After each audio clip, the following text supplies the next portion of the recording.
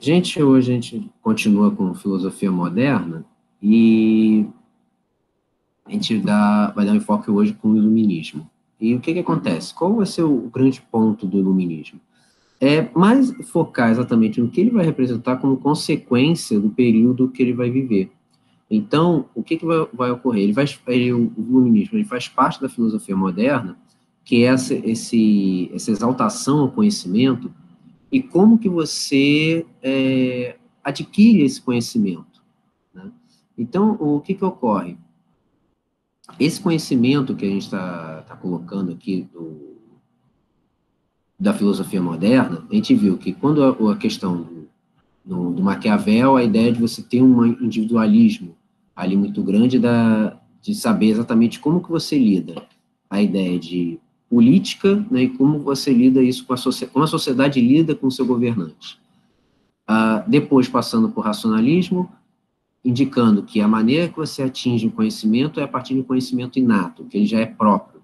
Você não precisa ter uma experiência para passar por ele, você tem que abstrair os seus sentidos para poder ter esse conhecimento.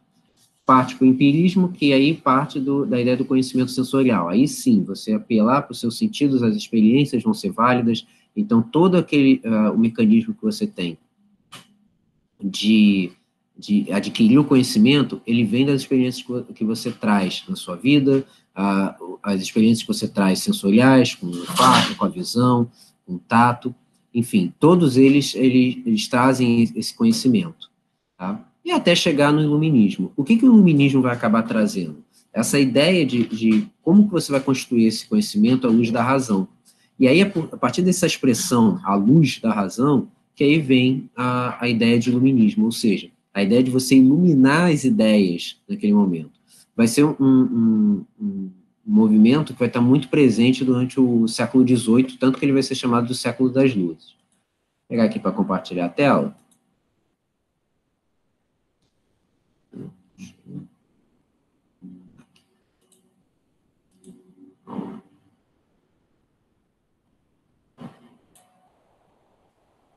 Deixa eu botar aqui.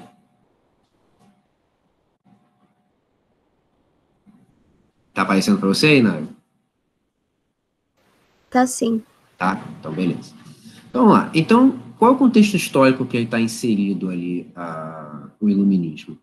O século XVIII ele já vai marcar um princípio de derrocada do antigo regime. O que é esse antigo regime que está se falando?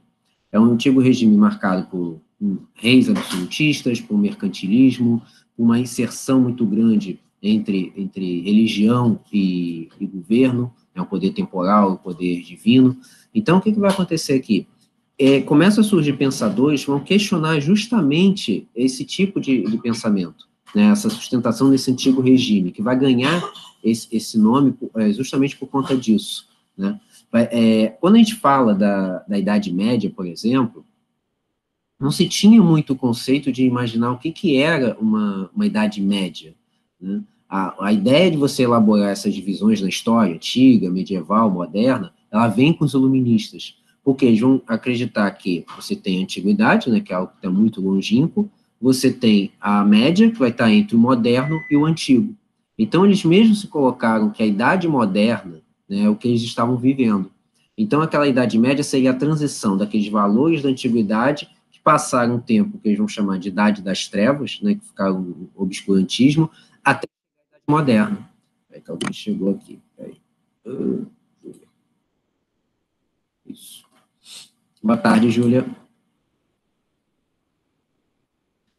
Voltar. Então, o que vai acontecer aqui? Então, os pensadores, eles vão ter a ideia de que aquele período da Idade Média as pessoas não raciocinavam, não pensavam. Então, ou seja, vai ser sempre um pensamento voltado para uma questão mais crítica, dizendo que aqueles valores da antiguidade foram resgatados durante o Renascimento, com o fim da Idade Média, e eles foram se aprimorando durante a Idade Moderna. Então, tudo aquilo que eles não concordavam, eles vão dar a peixe, por exemplo, de antigo. Então, o antigo regime, vão começar a botar nesses termos, para dizer assim, é alguma coisa ultrapassada. Então, eles vão pregar exatamente o contrário do que pregava o antigo regime, ou seja, uma distribuição de poder, uma não intervenção do Estado na vida das pessoas. Então, ou seja, cada coisa que eles vão começar a pensar, eles vão desconstruir, né? Eles vão ter um conhecimento crítico em todos os campos do conhecimento. Então, ou seja, eles vão relegar a isso.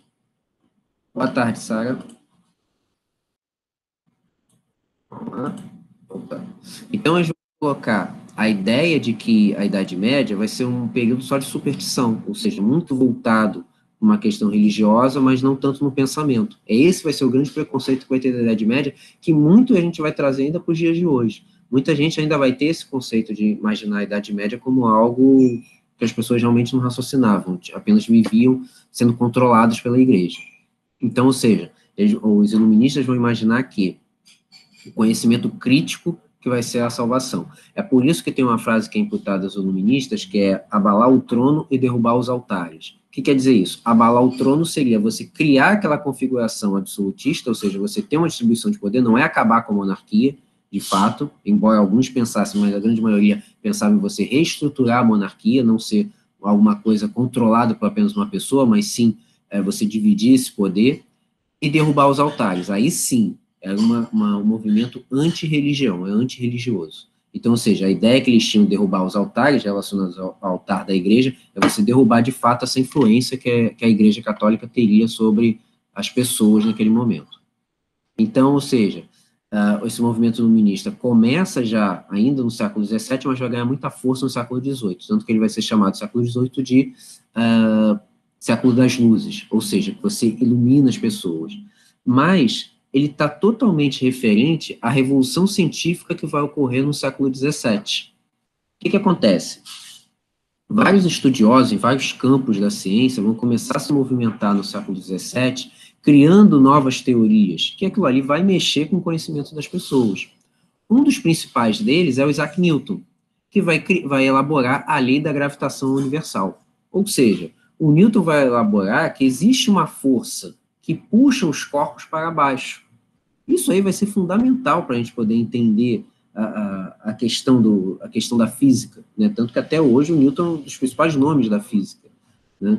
As leis newtonianas que vão trazer um novo conhecimento para aquele momento. Então, ou seja, primeiramente, o que vai marcar uma primeira fase do iluminismo é justamente você pensar nesse conhecimento novo que está sendo abordado na área da física, da química, da biologia, enfim, são os fenômenos. Você vai ter uma nova visão para os fenômenos físicos, que isso depois vai ser abordado para o fenômeno humano, fenômeno da cultura, da sociedade.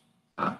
Então, ou seja, quando o Newton aplica essa lei da gravitação universal, na famosa história que conta dele, que ele estava em um pé de maçã, né, numa macieira, uma maçã caiu na cabeça dele e ele começou a elaborar que se existiria alguma coisa que puxasse, tivesse uma força que puxasse a gente para baixo e não flutuasse, né? Então, ou seja, ele vai começar a pensar de uma maneira maior como é que é o movimento dos planetas, como é que eles se desenvolvem, e daí, a partir daí em diante, você vai começar a elaborar exatamente esses pensamentos da gravitação, né, da gravidade, e imaginar que quando você pega uma bola de ferro, ela vai cair numa determinada velocidade. Se você jogar uma pena, ela vai cair de outra. Né? Então, ou seja, você começa a cada vez mais ficar mais refinado, mas o ponto principal é elaborar que existe uma força gravitacional que puxa a gente para baixo, né? Uma força que prende a gente aqui, e isso pode ser variável dependendo da densidade. Isso aí começa a ser mais ampliado. Outro ponto, que é a ideia que o Newton também vai criar na ideia da decomposição da luz. Ou seja, a ideia é que a luz branca, na verdade, ela compõe as 7 cores que formam o arco-íris. Né? É famoso uma gravura do Newton, que ele está em pé, aí você tem um prisma, a luz bate naquele prisma e ele reflete o arco-íris. Ou seja, ele criando a ideia de que você, na verdade, a luz branca, na verdade, é uma compilação de todas essas cores, né? Das 7 cores que compõem o arco-íris. Então, ou seja, essa nova visão que você vai dar para a ciência, que já estava vindo já desde o Renascimento também, né, mas vai ser aprimorado no século XVII, é que os iluministas também vão beber muito dessa fonte, né, dessas novas ideias que estão criadas, porque você está começando a pensar de uma forma racional, tendo uma explicação científica para esses fenômenos, que depois esses fenômenos da natureza vão ser aplicados para os humanos e para a cultura de uma maneira geral. Por isso que no século XVIII, muitos pensadores vão começar a se afastar um pouco dessas visões mais mecanicistas, né, que são essas teorias físicas, mas para ser teorias que chamam de vitalistas, ou seja, vão ser a partir da ciência, né, de elaboração de hipóteses para você criar um conhecimento. Então, ou seja, você começa a elaborar, a partir das informações do Newton, o estudo dos corpos celestes, você começa a observação de partes pequenas que existem no mundo. Então, você começa a ampliar realmente essa visão, até chegar em outras áreas, como, por exemplo, com Robert Hooke, quando ele cria o primeiro microscópio. Ou seja, como é que ele vai criar isso? A partir do momento que você consegue, né, os holandeses começam a criar lentes que vão ampliar a capacidade da visão humana, ou seja, você vai estender aquilo ali. Então, o óculos, a maneira que você vai conseguir enxergar aquela visão humana, vai ser fundamental para ele poder criar um microscópio. O que vai acontecer? O que o microscópio vai fazer? Ele vai ampliar em várias vezes, 40, 50, ou seja, pequenos objetos. É a partir dali que ele vai observar, por exemplo, a célula. Né? Vou botar aqui. Boa tarde, Érica. Então, ou seja, ele, a partir desse momento, ele vai começar a observar como é que é a composição de uma folha, como é que um inseto é de verdade. A gente, quando observa uma formiga, por exemplo, a gente tem uma visão dela muito pequenininha. A partir do momento que você amplia, que a gente consegue entender a dimensão que ela tem. Né? Isso para outros insetos também, porque, já que eles são minúsculos. É a partir dali que ele vai começar, por exemplo, ele vai descobrir a célula. Né? Ou seja, ele vai começar a divulgar as informações que ele vai começar a observar naquele microscópio, que vão ser fundamentais para a gente poder entender como é a biologia hoje. Mas vocês vejam que isso aí começou bem lá atrás. Né? Outras questões também vão ser a descoberta da eletricidade. Né? A partir dali vão começar estudos a entender que o corpo humano é um bom condutor elétrico. Então, ou seja, você também vai começar a misturar as áreas da física com a biologia. Né? A ideia é que vai começar a identificar vasos capilares, a circulação sanguínea, vai ser o momento que você vai começar a observar a anatomia humana. Em que sentido? De que você vai começar a fazer estudos de corpos humanos com cadáveres, coisa que até então era visto como algo imoral. Então, ou seja, você tem um quadro do Rembrandt, que é um quadro famoso de aula de anatomia, que é um quadro de um pessoal estudando medicina, né, com um cadáver na mesa, e ele pegando com não sei se é uma pinça, não sei direito o que é, ele levanta o braço do sujeito onde aparecem os músculos dele. Por que aquilo ali é considerado imoral? Que você estudar o corpo humano dessa maneira seria seria um sacrilégio, seria um pecado você fazer isso. Seria uma ofensa para o corpo da pessoa que faleceu. Mas a partir daquele momento que eles começam a entender que você tem que estudar o corpo humano, é algo fundamental para você poder entender como é que ele funciona, é que começa a mudar a mentalidade.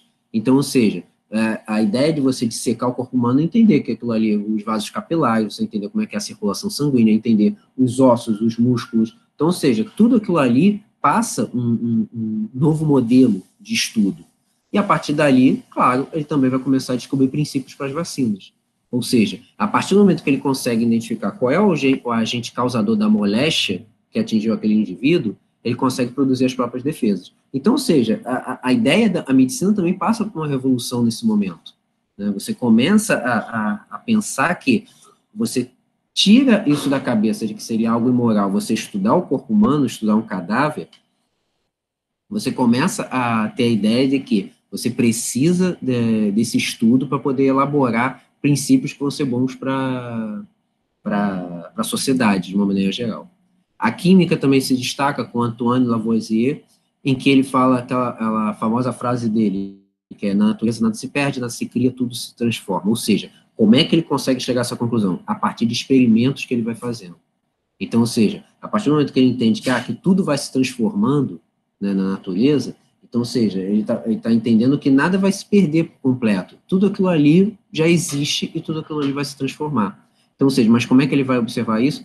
A partir das suas experiências. A partir do momento que você vai começar a testar, né? Que é isso que a ciência faz. A gente vai testando, né? Cientista vai testando isso, cientista social, cientista, na palavra, mesma acepção da palavra, né, com tubo de ensaio, enfim, você vai testando até você chegar a algumas conclusões. Foi assim que o Newton fez, foi assim que o Robert Hooke fez, e por aí vai. Né? Então, ou seja, você vai começando a imaginar exatamente como é que funciona esses princípios da ciência. E é óbvio que naquele momento vai ter uma repercussão muito grande, que muita gente vai entender aquilo ali como algo errado, né, como algo que, esse incentivo da ciência como visto como algo ruim. Tanto que até hoje nós temos essa questão de você querer separar ciência de religião, como se as duas coisas não pudessem andar de mãos dadas. Né? Até hoje você tem muita coisa nesse sentido. A gente pode ver, por exemplo, uma questão meio da pandemia, né, que tem um negacionismo muito grande. Então, ou seja, você tem esse princípio de você começar a enxergar mais para um lado e não do outro, e não entender que as duas partes podem andar juntas. Né? Naquele momento ali foi um baque grande, naquele período. Bom, para a gente definir basicamente o iluminismo, como eu falei, a ideia de iluminar, ou seja, você iluminar as ideias, a cabeça das pessoas, uma diferença que ele tem com os movimentos, né, que estavam circulando na filosofia moderna, né, eles estavam totalmente voltados para uma questão da razão, naqueles movimentos. Tá? Então, ou seja, ele está querendo buscar essa coisa da razão, principalmente utilizando esse viés científico. Ou seja, você pode aplicar esse pensamento tanto para a filosofia, quanto para a matemática, quanto para a física, você aplicar. Se você tem uma questão lógica, você tem a razão, você pode aplicar para todas as áreas do conhecimento. Tá? Então, ou seja, aquilo ali começou a você ter a ideia que você ter um progresso, né, na área da vida, esse progresso pode levar à felicidade. Então, ou seja, ele vai começar a apropriar a ideia de razão como uma ideia de um benefício, ou seja, se você está buscando a felicidade, então aquilo ali é benéfico para a sociedade de uma maneira geral. Ele vai contrapor a ideia de você ter razão apenas por uma questão de autoridade. Dizer assim, eu tenho razão e está certo, eu estou acima de você. Não, ele está querendo botar aquilo ali de uma maneira geral. Como que aquilo ali você vai abordar dentro da própria sociedade? É por isso que esses pensadores iluministas, eles vão começar a pensar justamente, né, nessa questão de você abordar a sociedade como um todo. Não apenas pegar a ideia da razão e criar como se fosse uma questão de imposição, né? Que muitas vezes a gente acaba aplicando a ideia da razão para isso, né? Quando a gente fala, você não tem razão, né? Ou eu que estou com a razão, você está querendo se colocar acima do outro, você está querendo dizer, eu estou falando verdade e você não. Né? A gente acaba repercutindo muito essas ideias ainda nos dias de hoje. Então, ou seja, é a razão aliada a um método científico para você poder compreender o que seria essa verdade, né? Uma verdade elementar seria um progresso desse conhecimento, tá? Em vez de você simplesmente ter apenas a razão, você vai apropriar dela um viés científico. E é daí que vai surgir uma obra importante, que vai ser a enciclopédia, né? Lá em meados do século XVIII vai ser criado a enciclopédia. O que é a enciclopédia, de fato, né? Hoje você tem o Wikipedia, por exemplo. Né? O Wikipedia é uma enciclopédia virtual. É uma enciclopédia que você permite que todo mundo possa todo mundo possa ter a sua contribuição. O Wikipedia é livre, né?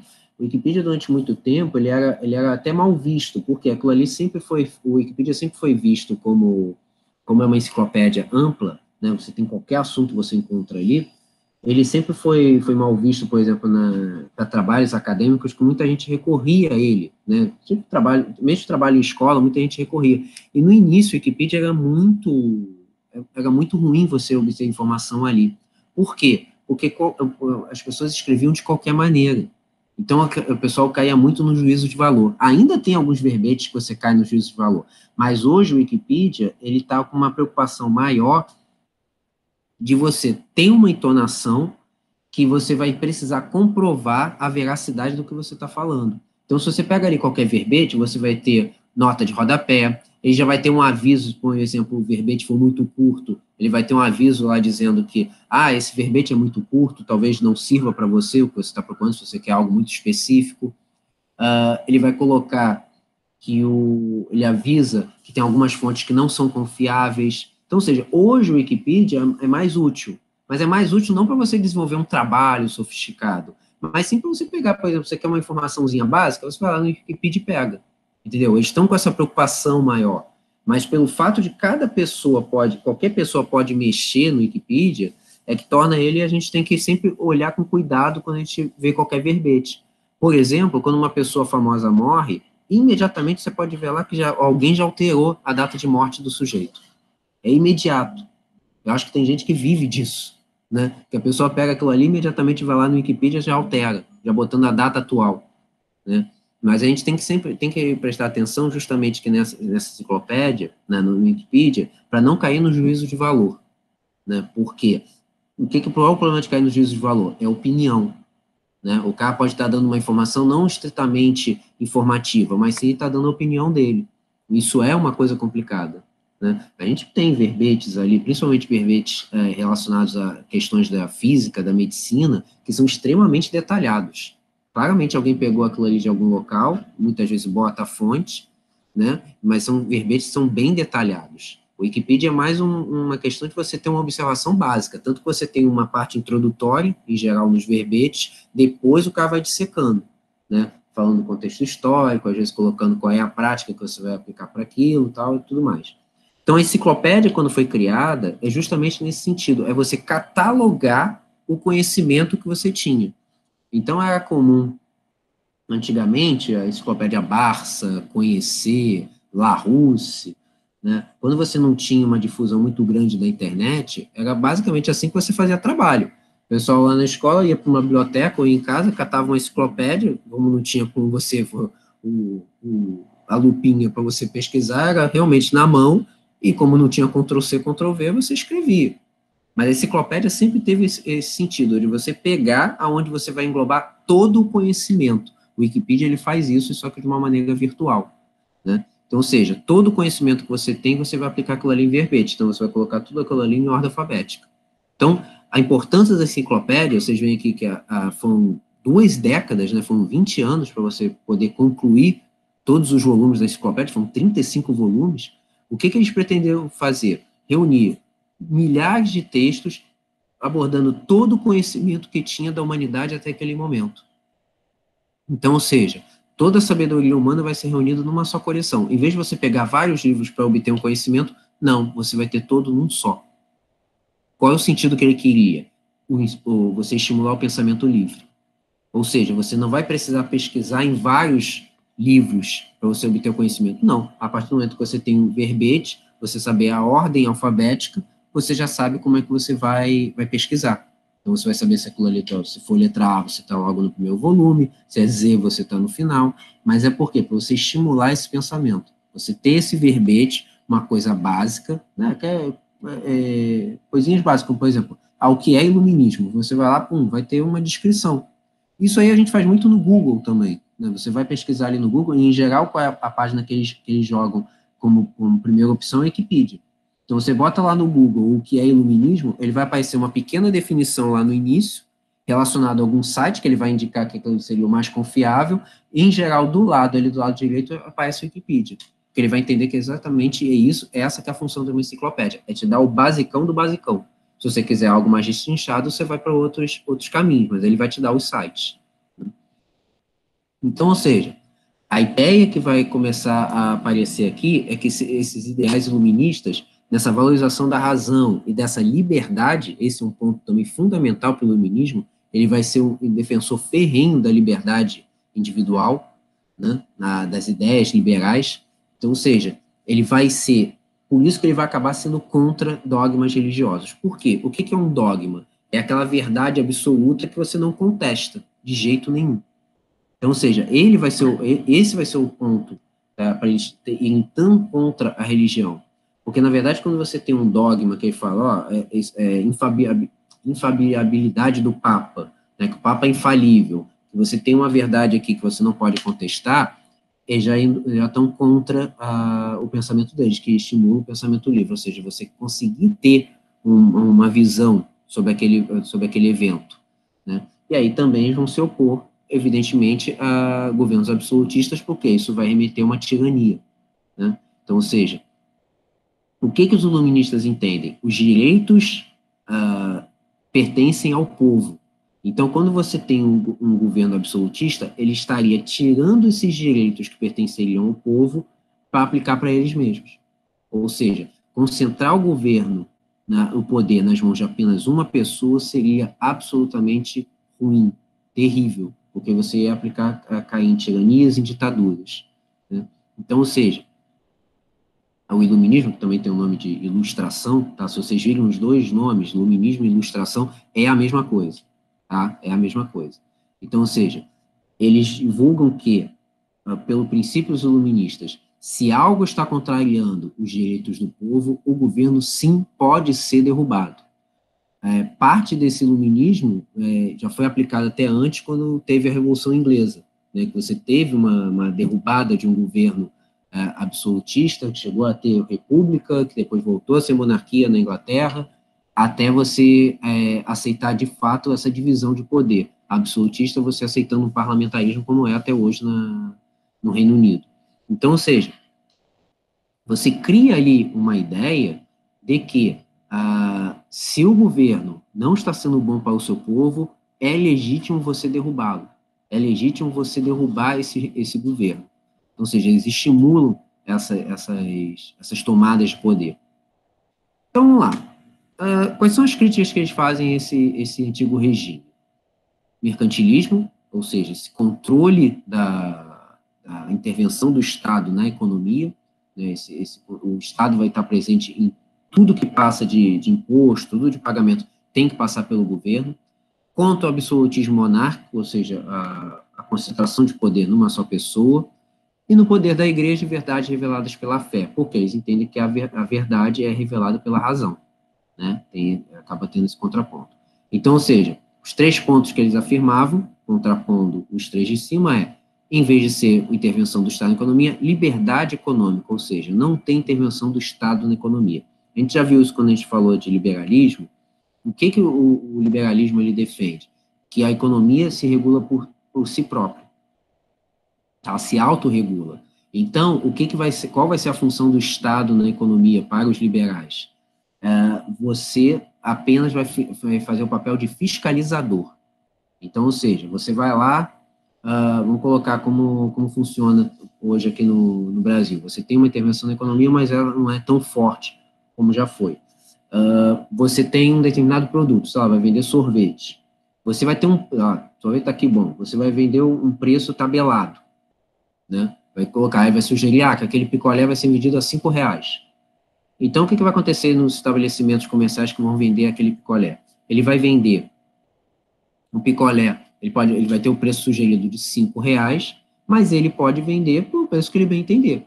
O que o Estado vai intervir é para evitar abuso, para ele botar um preço exorbitante, como foi na época quando a gente teve a greve dos caminhoneiros, que evidentemente começou a faltar gasolina, e os postos de combustível estavam botando o combustível lá nas alturas. Aquilo ali era ilegal, porque aquilo ali é abuso, porque ele está aproveitando que poucos lugares estão com gasolina, aí se o sujeito tem, ele começa a botar o preço lá nas alturas, né? Isso aconteceu também no Ceasa, porque como a maior parte do hortifruti que chega aqui no Rio é da região serrana, ou seja, não é produzido na cidade, e os caminhoneiros não chegavam, então tinha pouco produto, batata, tomate, cebola, alface, era pouco produto de horta que chegou no Ceasa, lá em Irajá, que é o principal ponto de distribuição desses produtos no Rio. Então, o que aconteceu? Tinha um saco de batata lá que o pessoal estava vendendo a R$500, porque aquele saco de batata era único. O preço que ele vendia, sei lá, 80, ele vendeu R$80, ele estava vendendo 500. Por quê? Era um único saco de batata que você tinha, então o sujeito acabava vendendo por um preço maior, porque se ele vender por 80, ele vai ter um prejuízo, então ele botava o preço lá nas alturas, né? E a pessoa desesperada, querendo ter um alimento para poder comer, né, ter alguma coisa para poder vender, começou a aceitar pagar o preço, mas aquilo ali era abuso, né? Então acaba acontecendo isso. Então o Estado, a ideia que eles defendem os liberais defendem a ideia é que não é intervenção do Estado, a economia flui por si própria. O que ele vai defender a função do Estado é ser um fiscal. evitar abusos de poder econômico, tá? Evitar a concentração de... Fábio, Oi, fala. no caso do neoliberalismo, o papel do Estado vai ser igual? O papel é esse. Só que os neoliberais, eles vão defender algo mais, defender um processo de privatização, ou seja, não ter empresas estatais para que esse poder, esse dinheiro, não seja dividido. Por exemplo, você privatiza setores de energia elétrica, gás, telefonia, porque esse dinheiro que ele não vai mais precisar gastar com essas empresas será revertido para a saúde e para a educação. É nisso que os neoliberais se apoiam. Tá? O grande problema é que muitas vezes o que aconteceu no processo de privatização é que nem sempre esse dinheiro estava sendo revertido para a economia, para a educação e para a saúde. Mas esse que é o princípio, porque é entendido que, para os neoliberais, o princípio é que saúde e educação, sim, o Estado tem que dar uma ajuda, entendeu? Ele tem que fornecer o serviço público para as pessoas, uma saúde pública, uma educação pública. Mas, para isso, ele precisaria tirar o ônus do Estado de controlar outras empresas. Tá? Então, ou seja, ele tira esse controle que ele vai ter para poder reverter para setores mais essenciais. O que acontece? Aqui no caso, por exemplo, pegar aqui no Rio de Janeiro, o trem e o metrô eles são privatizados, né? Metrô Rio e a Supervia. Qual é o papel do Estado ali?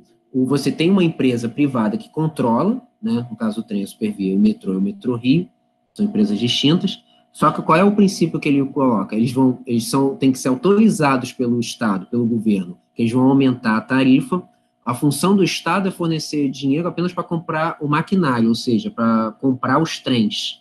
Isso já fazia parte do acordo. Agora, limpeza, segurança, né, a aplicação daquilo ali numa infraestrutura melhor, aí já parte mais para a iniciativa privada. O Estado apenas ele vai coordenar aquilo ali, vai pegar num ponto principal, tipo, a gente vai encomendar aqui os trens. Então, por exemplo, chegou o trem coreano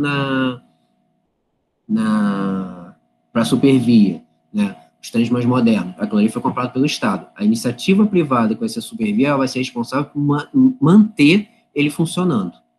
Tá? Mas eles não, esse ônus não vai caber ao Estado, e sim apenas a compra do trem. Ficou tranquilo, Inara? Ficou, foi a Sara, mas ficou tranquilo assim. Foi Sara. Desculpa, Sara. Porque a voz vai confundir. Não, todo mundo confunde a nossa voz. Tá. Perdão. Como eu não estou vendo aqui, então nem vejo quem é que tá falando. Bom, que a tela está compartilhada. Bom, então isso seria a liberdade econômica que eles defendem. A outra é o antropocentrismo, ou seja, colocar o homem no centro de tudo, né, o indivíduo no centro de tudo. Ou seja, você tem um avanço da ciência e da razão. Você tira o teocentrismo, que já estava sendo, essa ideia já estava sendo bem difundida no Renascimento, né, no século XV, XVI, ele vai fortalecer aquilo ali. Então, ele vai colocar, a razão vai ser o centro de tudo. Então, ou seja, o homem vai estar no centro de tudo. Ele tem o pensamento. Ele tem que abstrair essa condição mais divina. É por isso que o iluminismo realmente vai ser um movimento mais no sentido de quebra de religião. Né? Você não ser submetido a uma religiosidade. Tá? Não quer dizer que necessariamente vai ser totalmente ateu. A ideia toda é você não ter a instituição religiosa controlando a sua vida. E sim você ter o livre-arbítrio para você poder acreditar no que você bem entender. É esse o ponto que eles vão se apegar aqui no iluminismo. Não é ateísmo. Tá? Eles não vão simplesmente, Deus não existe, pronto. Não. A ideia é a religião, é a maneira que você vai se conectar ali. Não ter uma instituição que vai comandar. Né? O outro ponto é o predomínio da burguesia e seus ideais, que vai ser fundamental. Por quê? O que vai marcar a Idade Moderna? Vai ser a ascensão da burguesia, já desde lá dos burgos, lá na Idade Média. A Idade Moderna vai marcar essa ascensão. Por quê? A burguesia tem dinheiro, mas não tem poder. A nobreza tem poder, mas não tem dinheiro. Então, eles vão fazer essa aliança, mas eles não vão ter prestígio. Tanto que a burguesia ela vai estar relacionada ao terceiro estado, que é o quê? Todo o resto. Você tem o primeiro estado, clero, segundo estado, nobreza, o terceiro estado, 97% da população, entre eles os burgueses. Porque eles não vão gozar de prestígio nesse momento. Eles vão ter o dinheiro, mas não vão ter o prestígio, não vão ter o poder político. Né? Então, ou seja, hoje em dia não, hoje em dia a gente sabe que você ter poder político necessariamente passa por você ter dinheiro, né? Mas naquela época não necessariamente era isso que acontecia. Então, o que vai acontecer? O que vão ser essas críticas que os iluministas vão fazer? No caso do mercantilismo, ele vai exigir que você tenha uma nova condição do capitalismo. Por quê? O que os burgueses pregam? Justamente você não ter tanta intervenção do Estado para controlá-los. Ele entender que você coloca o preço que você bem entender, você tem um funcionamento do mecanismo de circular o capital da maneira que você bem entender, sem ter essa força do Estado. Né? Por quê? O que entendiam os iluministas? Que a riqueza, ela vem de uma natureza, ou seja, é a agricultura que produz a riqueza, é a mineração, é a pecuária, né? O comércio, ele, na verdade, é somente uma troca de riquezas. Na verdade, o que eles vão começar a defender ali? Que a produção da riqueza de uma nação são todas as atividades básicas que você faz. Então, a agricultura produz riqueza. Não é simplesmente apenas uma questão mercantil de que, eu comprei um produto, troquei por outro. Não. Toda aquela área ali produz uma riqueza para o país. Né? Então, ou seja, você começa a ter essa força, né, que eles vão chamar, esse pessoal do iluminismo vai chamar isso de fisiocratas, né? O que eles vão defender? Que toda atividade econômica produz riqueza, né? Ele não é somente o comércio, não é somente troca de produtos, né? O que eles vão entender que somente isso é só troca de riqueza. Você oferece lá um negócio, o sujeito dá o dinheiro e você troca, né? Não vai ser mais nesse sentido. Então, na verdade, o que vai acontecer aqui? Né? A ideia toda que vai estar presente aqui é você não ter essa intervenção no Estado. Né? O Estado não pode intervir na economia. Então, se é uma lei natural, ela deve vir livremente. É o famoso laissez-faire, laissez-passer, ou seja, deixar e fazer, deixar e passar. Deixa a economia, ela flui por si própria. Né? É isso que, geralmente, sempre vem esse questionamento quando você tem crises no capitalismo. Foi assim na crise de 29, está sendo agora, né? Porque você tem um questionamento forte nessa questão do auxílio emergencial que o governo deu, tem gente que realmente se opôs, falando que o Estado não tem que intervir, porque isso são leis do mercado, são leis naturais da economia. Sempre você tem essas discussões, qual é o papel do Estado efetivamente na economia.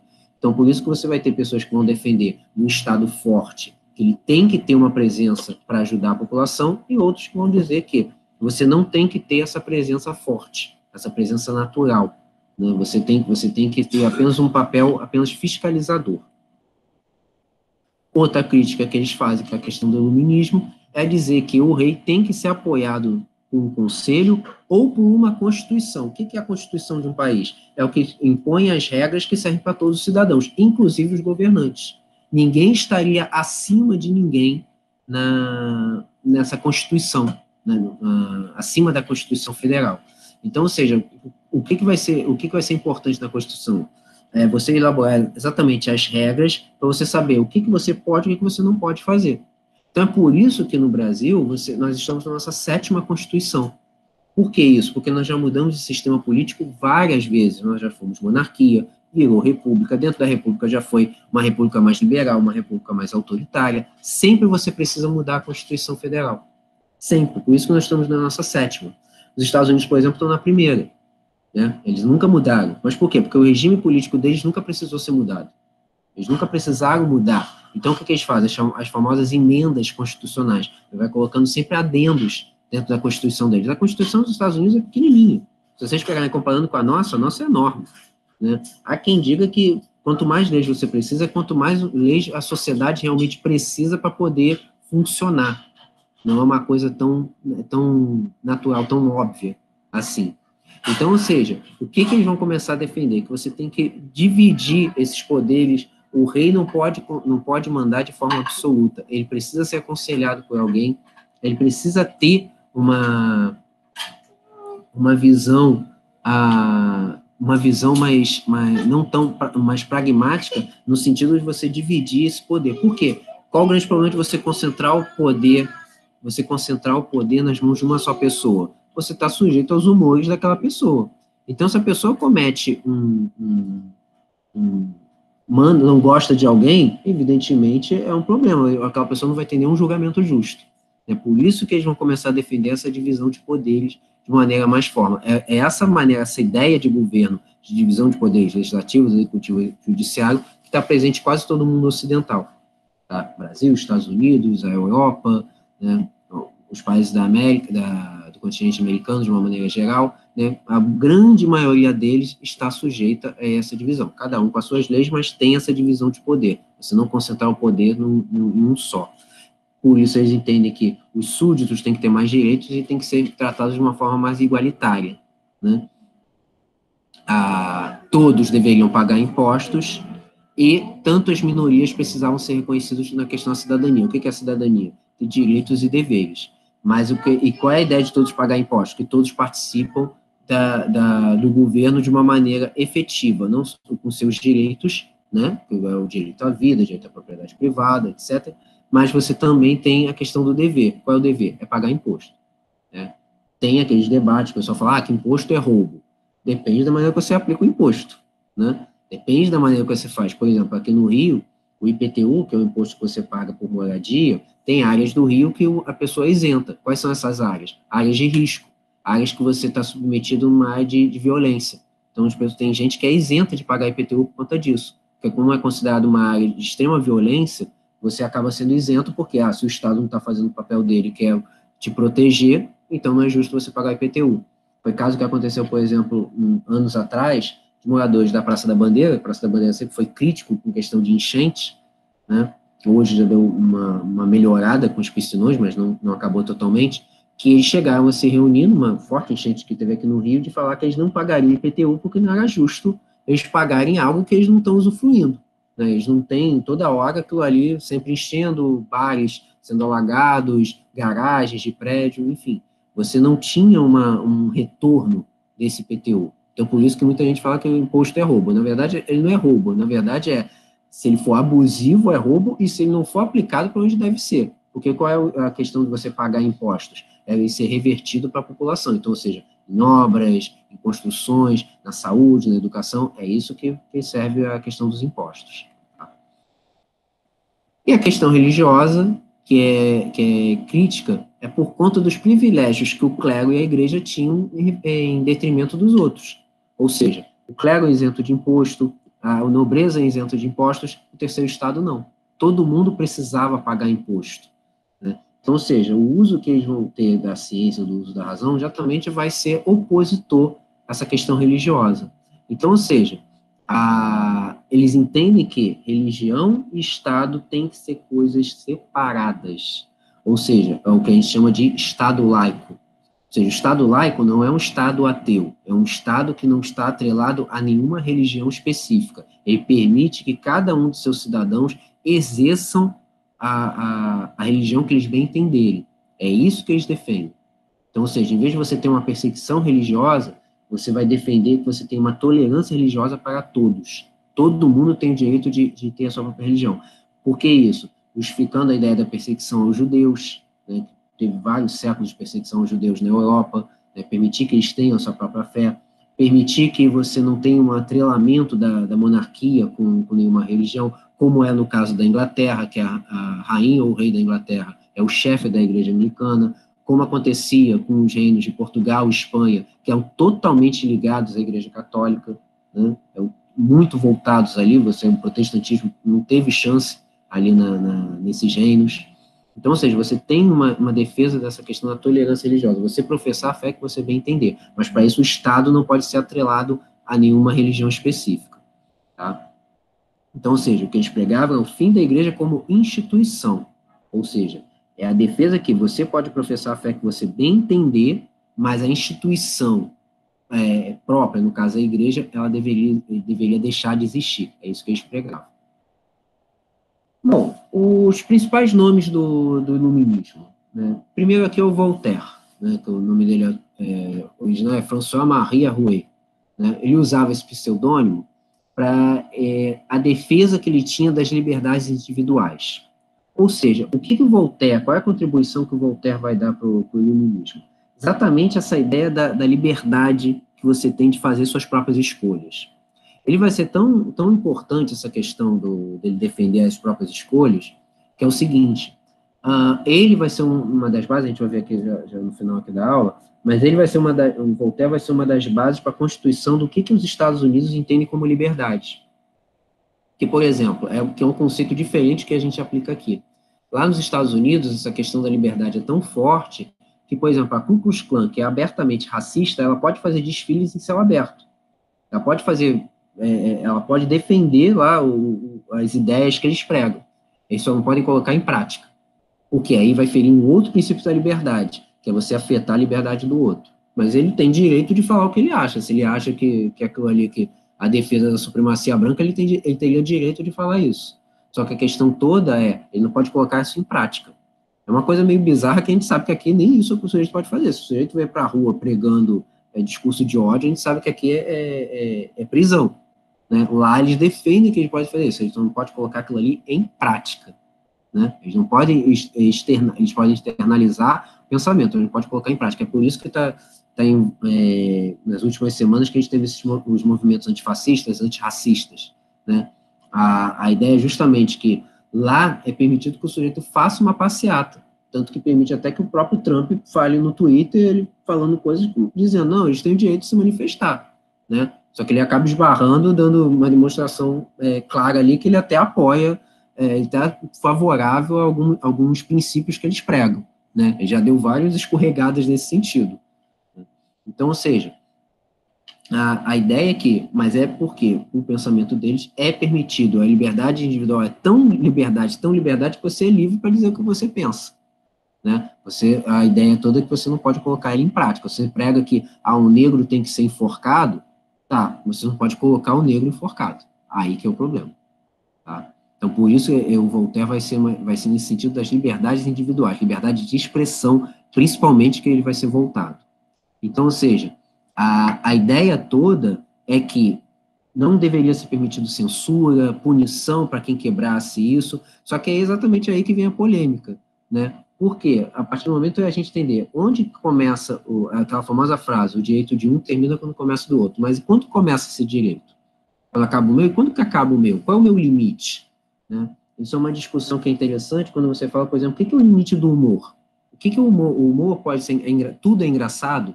Não deveria existir limites? O amor é anárquico?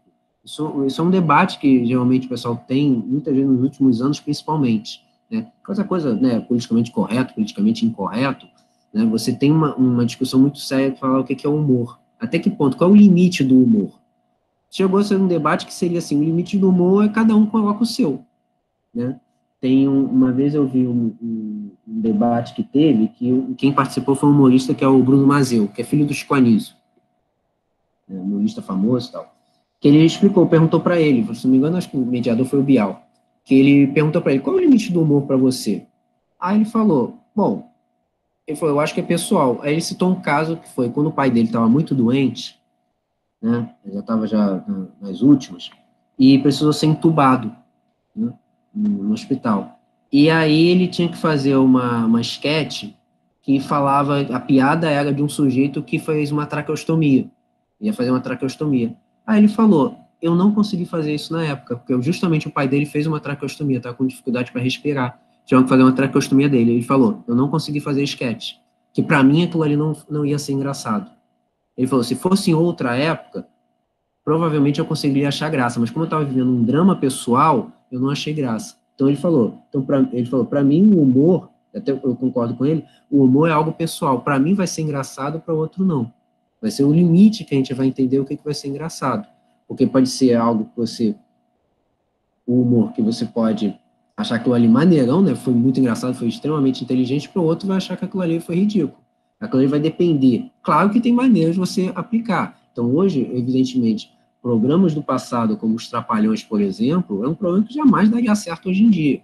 É um humor que já não pega. Né? Programas como A Praça é Nossa, que ainda está no ar, né? O Praça é Nossa ainda existe no SBT, mas o público que ele pega é um público mais velho, que está acostumado com aquele humor, que é um humor mais simplório, né? Baseado em bordões, né? A piada não é tão refinada, assim, vamos dizer assim, é uma coisa simples, tá? Hoje em dia a gente tem muito a questão do stand-up comedy, né, que é aquela coisa do humor que você tem uma tirada na hora, enfim, mas é exatamente isso, cai nessa questão da liberdade, né? Até que ponto, o que eu posso brincar? No qual limite? Tem gente que defende, por exemplo, Danilo Gentili defende que você pode fazer humor com qualquer coisa, até ofender o outro, entendeu? Que aquilo ali seria válido, né? Tem essa questão, a gente pode pensar, exatamente, o que liberdade é essa? É válido você fazer, vale tudo? Assim, você pode ofender qualquer coisa, pegar pesado com morte de alguém, pegar pesado com uma deficiência de alguém, é uma questão que exatamente é nisso que o Voltaire acaba pegando, né? Essa liberdade, onde está o limite dessa liberdade? Né? Esse é o ponto que acaba sendo a crítica para ele. Né? Outro nome, Montesquieu. Ele é filho de família nobre, ele vai criticar, se o Voltaire pega a ideia da liberdade individual, ele vai defesa da liberdade individual, ele vai ser extremamente crítico ao absolutismo. O que ele vai defender, o Montesquieu? A famosa tripartição dos poderes, que ele vai pegar, o poder ele tem que ser dividido em 3 esferas, legislativo, executivo e judiciário. O executivo é quem executa as leis, né, quem vai dar a palavra final ali, vai dizer, não, está tudo certo. Você tem o legislativo que vai elaborar as leis, ele vai legislar, vai pensar, vai debater a lei que vai ser aplicada, e o judiciário ele vai julgar se aquilo ali é pertinente ou não. Pegando para o lado aqui do Brasil, quem é o executivo? Presidente da República, governador e prefeito. É um cargo, é o famoso cargo majoritário. É ele que vai dar a palavra final ali. Ele vai ser eleito para ser o representante. Quem é o legislativo? Câmara dos Deputados Federal, Câmara dos Deputados Estaduais, Senado Federal, Câmara dos Vereadores. Eles vão elaborar as leis, tá? Eles vão votar aquelas leis. E o judiciário vai entrar em ação quando achar que aquilo ali fere a Constituição. Então, ficou famoso uns anos atrás, quem é o judiciário? O STF, né? Supremo Tribunal Federal e outras instâncias de justiça do trabalho, justiça desportiva, etc. Eles entram quando aquilo ali acha que aquilo ali vai ferir algum preceito da Constituição. Então, por exemplo, teve um tempo atrás que eles chegaram a debater sobre o uso de células-tronco para doenças. Se aquilo ali ferir o princípio que está na Constituição, que é a defesa da vida, ou não. Então, aquilo ali vai em votação, não é à toa que eles são 11, para não dar empate, né? Os juízes, né, do STF são em 11, para poder ficar número ímpar, não dar empate, né? Mesmo que seja apertado 6-5, mas é para não dar empate, e aí o que eles colocarem vai passar a valer, né? Então, ou seja, é uma maneira que você tem para evitar abuso de poder. Em ditaduras, em governos absolutistas, não existe essa divisão de poder. É simplesmente uma pessoa que controla, ele não é aconselhado por ninguém, ele não tem nada, ele simplesmente é a vontade dele que é colocado. Então, às vezes, você pode ter uma medida da presidência, né, mas não necessariamente essa medida vai ser a definitiva. Não, que aquilo ali pode passar pelo crivo do judiciário, vai ter que passar pelo Congresso, o Congresso vai autorizar, né, principalmente as medidas provisórias que têm um tempo, né, para serem realizadas. Então, ou seja, vai ter que ter um acordo entre os poderes. O grande problema que a gente tem vivido no Brasil nos últimos anos é essa crise entre os poderes, que um intervindo nas funções do outro. Então, o executivo querendo intervir no legislativo, o legislativo querendo opinar no judiciário, o judiciário querendo impedir coisas do executivo, enfim, começa a ser essa confusão, e começa a não obedecer, porque, por exemplo, já teve casos do STF falar que determinado senador tinha que ter um mandato suspenso, e o Senado Federal simplesmente falou que não ia caçar ele. Tipo, é ordem judicial, e simplesmente os senadores falam, não, a gente não vai caçar ele não, né? Então, ou seja, esse é o problema da crise dos poderes, é quando não entende que não é um competindo com o outro, mas sim os 3 se apoiando mutuamente, tá? Cada um se ajudando. Então, ou seja, é essa maneira que ele coloca. Só que o Montesquieu também tem uma crítica que é feita a ele, que ele também, ele defendia essa divisão dos poderes, mas ele defendia também um critério censitário, ou seja, apenas pessoas com dinheiro poderiam fazer parte dessa estrutura de poder. As outras camadas da população ficariam fora. Ou seja, mesmo ele defendendo que essa estrutura de poder fosse dividida, só poderiam ocupar essas esferas de poder quem tivesse dinheiro. Camadas da população que seriam mais pobres seriam excluídas. Essa é uma grande crítica que se faz a ele, porque ele tem uma ideia boa, Só que a outra, né, não é condizente, ele dizendo que boa parte da população tem que ser excluída, porque somente quem fosse letrado, quem tivesse condições sociais, poderia ocupar cargos de poder. Evidentemente, a ordem social, dessa maneira, vai ser difícil mudar. Né? Outro nome, Jean-Jacques Rousseau. A gente vai falar também dele também em próximas aulas, falando sobre os contratualistas. Mas aqui no ponto aqui que ele vai se ater, né, a ele, é a ideia dele, da ideia que ele tem de um novo homem, uma nova sociedade que você vai criar. Ou seja, você precisaria educar uma criança, né, de acordo com a natureza que você está vivendo. Então, ou seja, você vai desenvolver de uma forma progressiva a liberdade e a sua capacidade de julgar. Então, ou seja, a ideia que você vai formar um indivíduo é desde lá de criança, que o Rousseau vai dizer, de você poder trazer para ele pensamentos mais próprios, né? Um pensamento que vai ajudar a sociedade de uma maneira geral. E ele vai ter uma defesa efusiva da questão da soberania popular. Ele vai dizer que todo poder emana do povo. Poder emana do povo. Então, ou seja, ele vai ser um dos que vão dizer que se o povo está insatisfeito com o governo, que caia o governo. Tem que a vontade do povo, né, que famoso Vox Populi, Vox Dei, né, a voz do povo é a voz de Deus, se eles têm uma visão de que o governo está oprimindo eles, está sendo errado, você pode sim derrubar esse regime, tá? Isso aí isso seria legítimo. E para ele, você teria que ter uma condição de igualdade a partir do momento que todo mundo tivesse propriedade privada. Bem-estar social só seria possível se essa posse de bens só de um grupo acabasse, né? Não é um princípio socialista que ele está falando, tá? Não existe socialismo nesse momento, mas já é uma base do que ele está falando do que é uma sociedade igualitária. Ou seja, a ideia é que ele entende que a famosa frase dele, que o homem nasce bom, a sociedade que o corrompe, ele está querendo dizer que a sociedade vai corromper o sujeito, porque como ele nasce, se ele nascer numa sociedade que não tem uma disputa por propriedade privada, ela não vai ter mesquinharia, ela não vai ter querer um ser maior do que o outro. Então, por isso que ele fala que a sociedade acaba corrompendo o ser humano, que é justamente essa disputa por poder, essa disputa por posses de bens que gera as desavenças. Tá?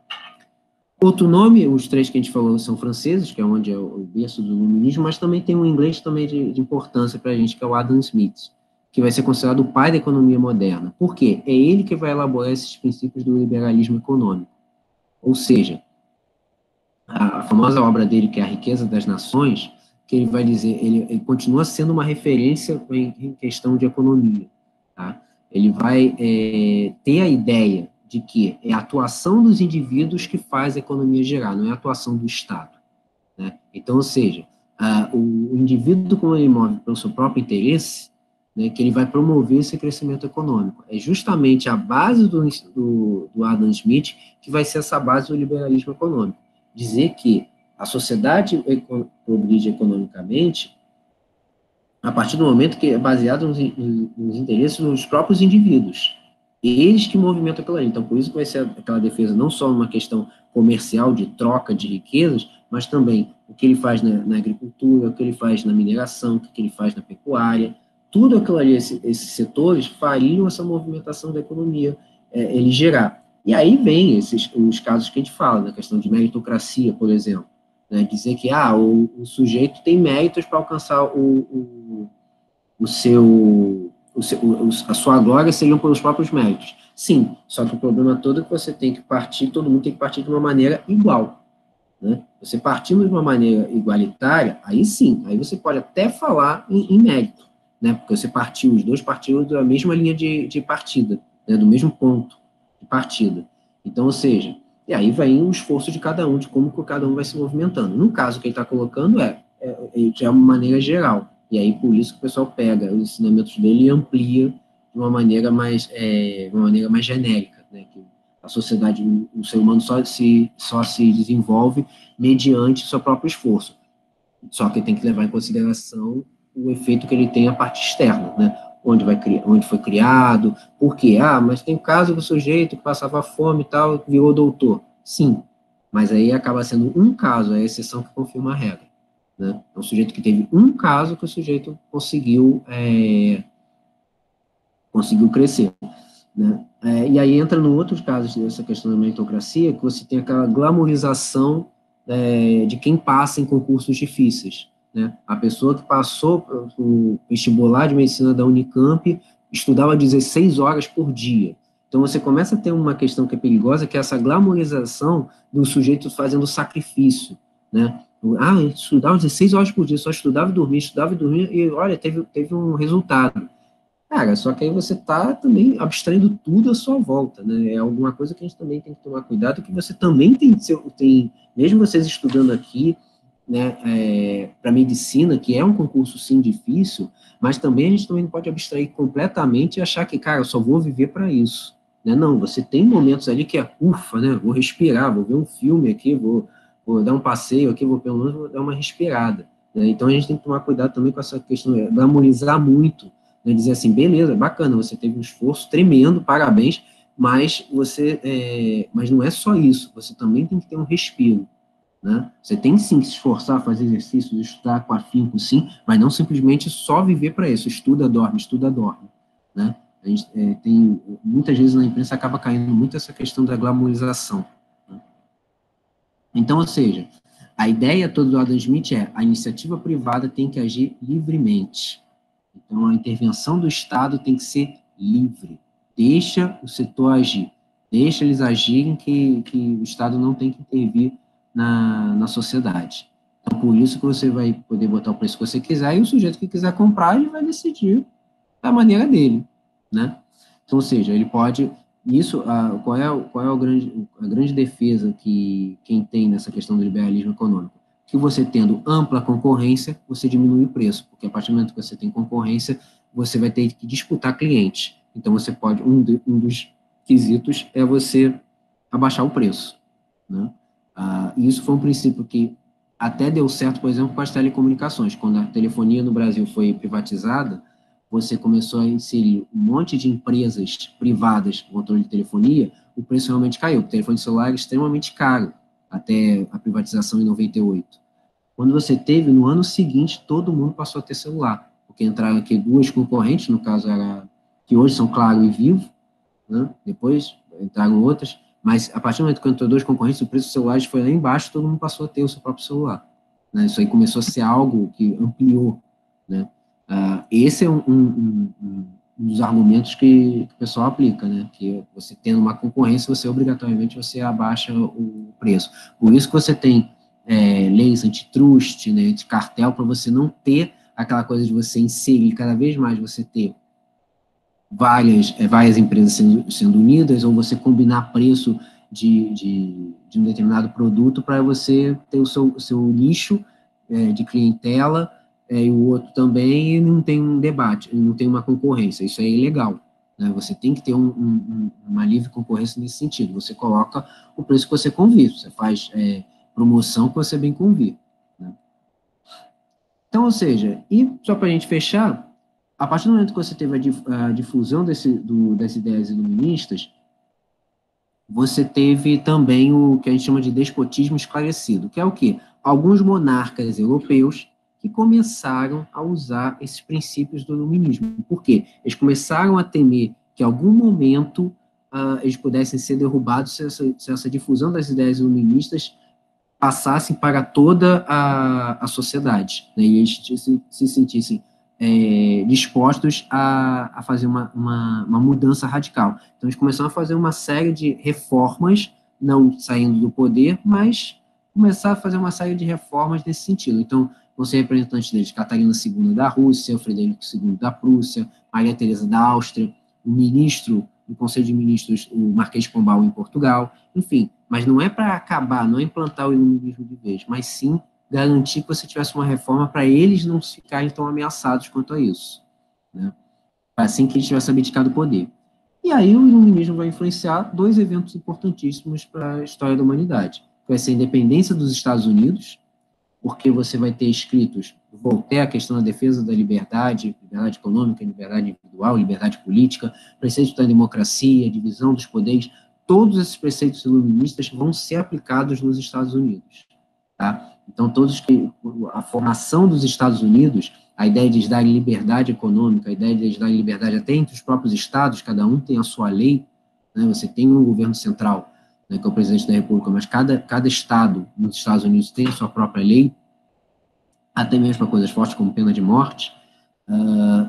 É o que move essa questão da influência do iluminismo para você aplicar essa liberdade, porque eles entendem essa liberdade mais ampla, né, para dizer que a soberania popular é a legitimação do poder. Tanto que a gente pode ver que lá nos Estados Unidos, qualquer efeito de qualquer ato errado que o presidente cometa, né, aquilo ali é muito mal visto.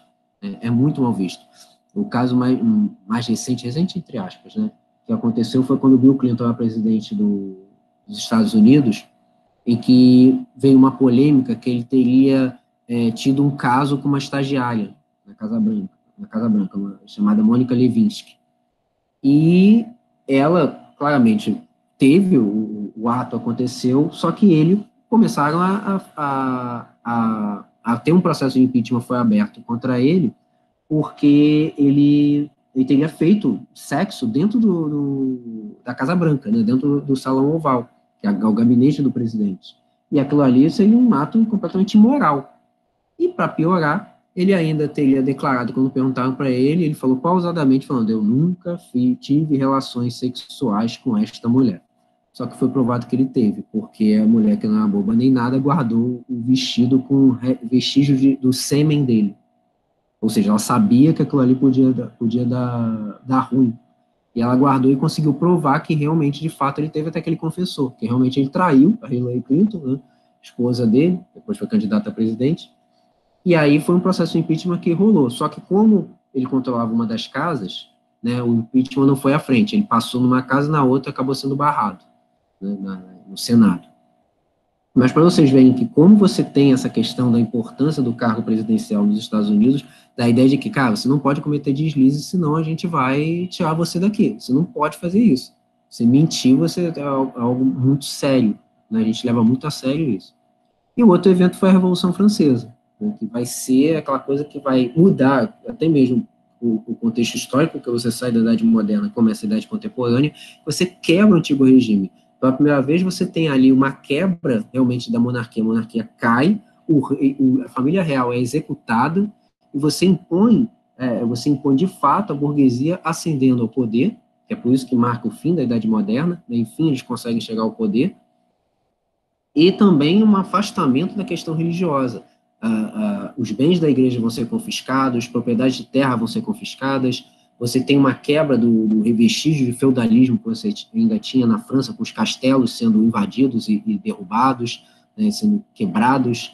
Então, ou seja, você tem uma força muito grande. E, sobretudo, a Declaração dos Direitos do Homem e do Cidadão, que vai ter essa ideia de que cada cidadão que é ser cidadão, quer ter direitos, ter deveres, e cada um que pertence ao Reino da França vai ter esse direito utilizado, ou seja, os preceitos vão ser direitos naturais do homem, como a propriedade privada, como a segurança, né, livre expressão de ideias, opiniões. Então, ou seja, a Revolução Francesa também vai ser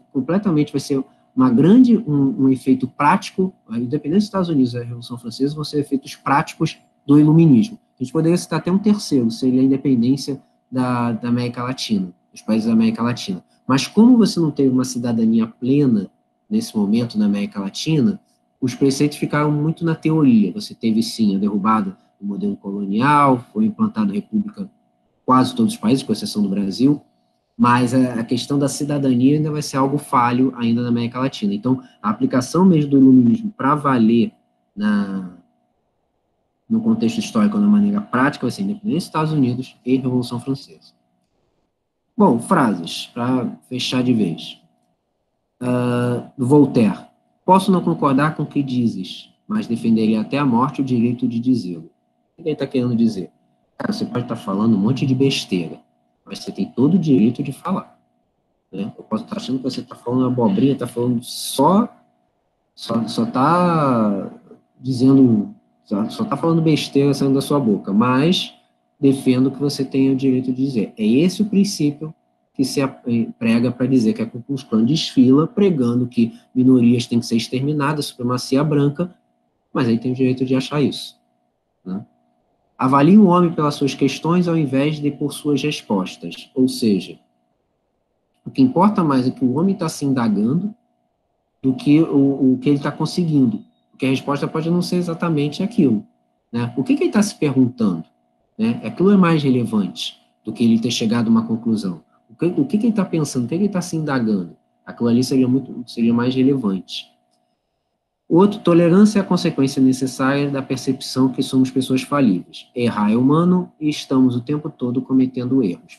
Ou seja, o que é a tolerância? É você entender que o outro, né, entender que algo que você não concorda no outro, você tolera. Só que a ideia toda de tolerar não é exatamente uma palavra a melhor de todas, porque se você tolera, que aquilo ali mexe muito com você, você apenas está se controlando para não meter a mão na cara do sujeito que pode ter falado algo que te desagradou.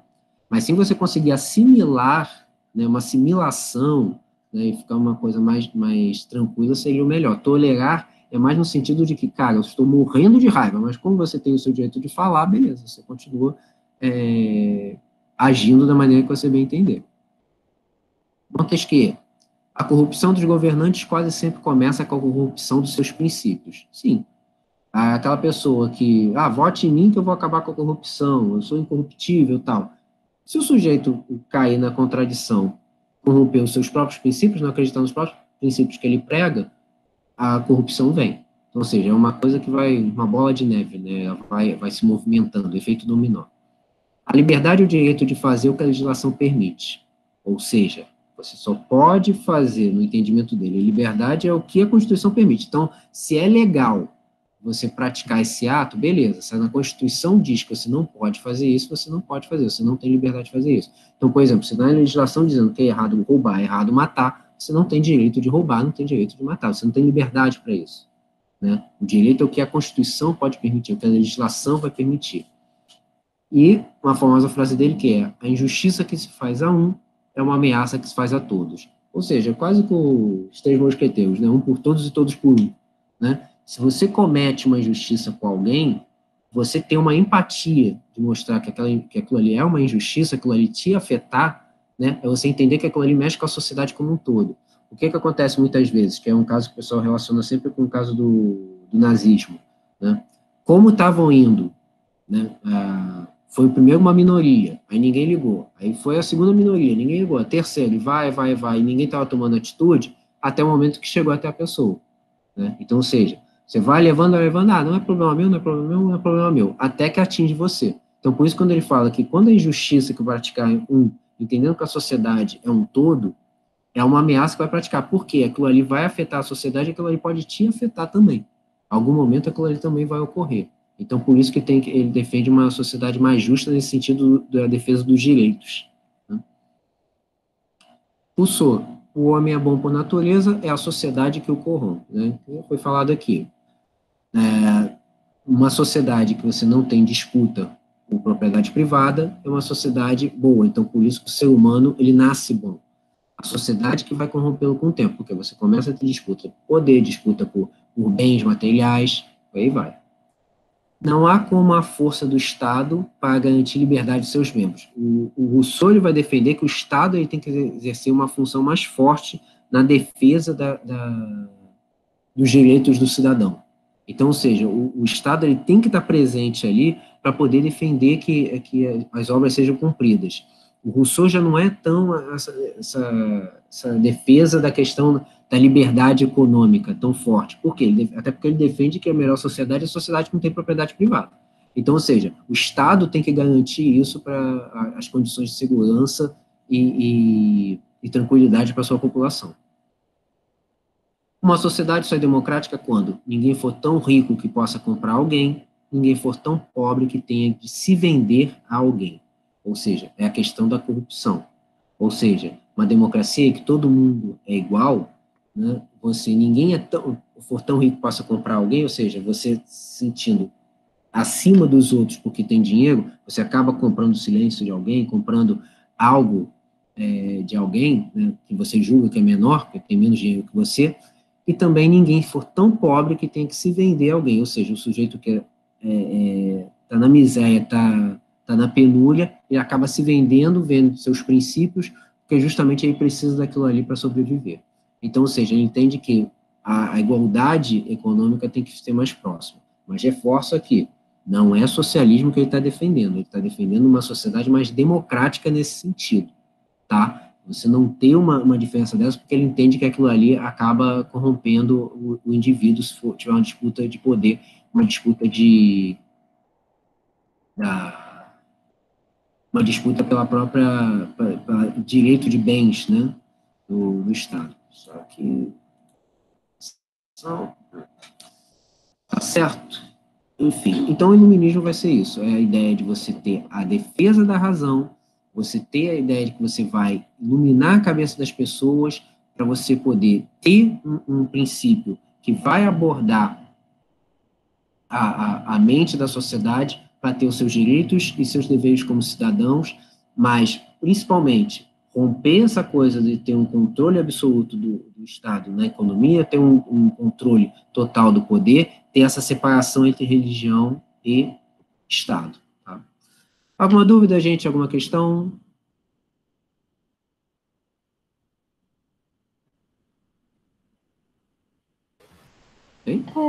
Teve alguma resposta, assim, tipo, muito grave tanto do clero quanto da nobreza nessa época?